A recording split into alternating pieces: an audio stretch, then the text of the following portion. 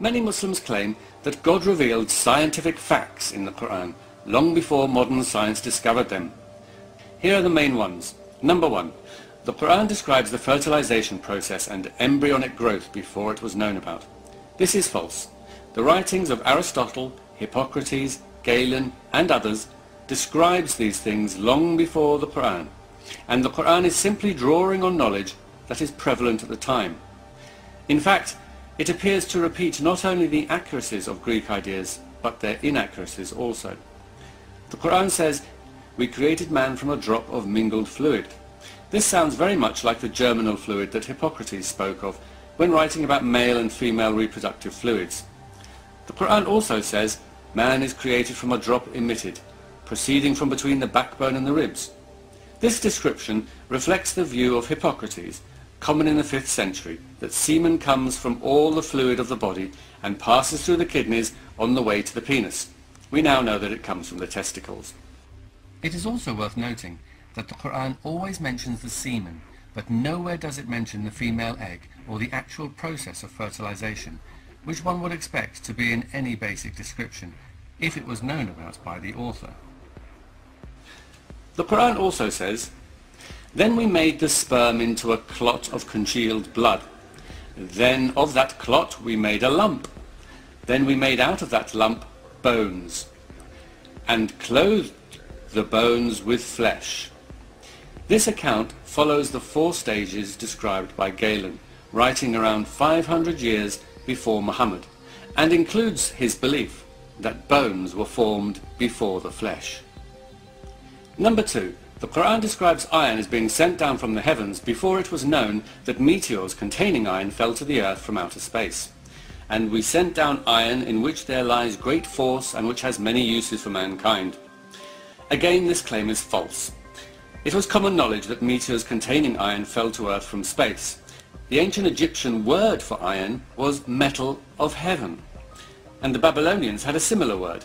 In fact, cultures as far-flung as Tibet and the Aborigines of Australia were all well aware that meteors fell to earth containing iron. Actually, all elements on earth came from outer space. By singling out iron, the Quran only appears to reveal its ignorance of this fact. Number 3. The Quran describes the moon's light as reflected light long before it was known. "And he made the moon as a light in their midst, and made the sun as a lamp. And he placed therein a lamp and a moon giving light." The claim is that the words nur and munir mean reflected light. This is quite simply wrong. Nur means light and is used many times to refer to God himself, and so obviously cannot mean reflected light. And munir means to shed light, and for example verse 46 of Surah Al-Ahzab makes this very clear when it says sirajan munira, using the very word that it said was only for the sun, siraj, and then it says munira, spreading light. But even if we were to accept the meaning they give, it was already known that the moon's light was reflected light, and 1,000 years before Muhammad, Aristotle described a lunar eclipse that makes this very clear. Number 4. The Quran mentions that salt water and fresh water don't mix before this was known.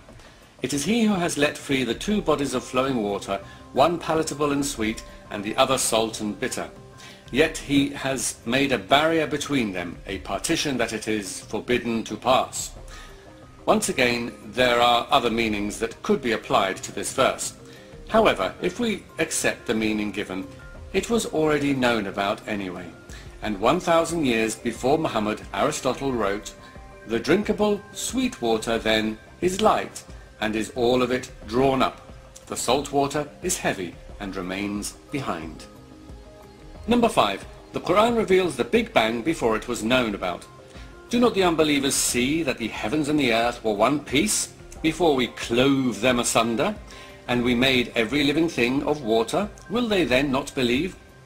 If this is supposed to be a description of the Big Bang, then it is a terrible one. The Big Bang is not about a lump blowing up. Matter did not exist to be cloven asunder, and there was certainly no splitting of earth from heaven. The earth formed 9 billion years after the Big Bang, in some tiny outpost of a vast universe. One can hardly think of a more inaccurate description of the Big Bang than this verse. It does, however, follow very precisely creation mythologies that were believed in at the time of Muhammad. According to the Sumerians, the heavens had been separated from the earth, and the idea that the heavens and the earth were one single block that was broken into two was common in ancient Egypt. Number 6. The Quran reveals that everything comes from water before this was known. This uses the verse that I have just quoted, and once again it is false. It was already known about. Aristotle records that Thales believed that the nature of things, is water, and Anaximander stated that life came from the sea. Number 7. The Quran revealed that planets move in orbits before this was known.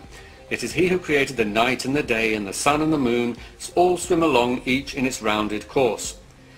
This verse clearly reflects the view current in Muhammad's day that the sun, moon and planets all move around the earth. There is absolutely nothing in this verse that suggests anything else. Number 8. The Quran reveals an expanding universe before this was known. We have built the heaven with might, and we it is who make the vast extent thereof. Firstly, this verse is not talking about the universe, it's talking about the sky. And secondly, it makes no sense to suggest it means God is expanding the universe after the verse has just said God has built the sky, past tense, since the universe was already expanding 9 billion years before the sky was formed. Number 9. The Quran reveals the gaseous state of the universe pre-Big Bang before this was known. Then he turned to the heaven when it was smoke. Firstly, gas and smoke are not the same thing. Gas is a state of matter. Smoke is a collection of solids, liquids and gases that are emitted when a material combusts. Secondly, if one looks at the verses before and after this verse, one can see very clearly that it cannot have anything to do with the gaseous state of the universe. It says God created the earth, then he created the hills on the earth, and then it says he turned to the heavens when they were smoke. Number 10. The Quran mentioned the 7 layers of the atmosphere before this was known. It is he who created everything on earth for you, and then he directed his attention to the heaven and arranged it into 7 heavens. He has knowledge of all things. First of all, modern science usually specifies 5 layers, not 7. But more importantly, the Quran is clearly not talking about the atmosphere, but about the heavens, where the moon, sun, planets and stars are, because it also says, we have adorned the lower heaven with the beauty of the stars, and also he made the moon a light in their midst, and made the sun as a lamp.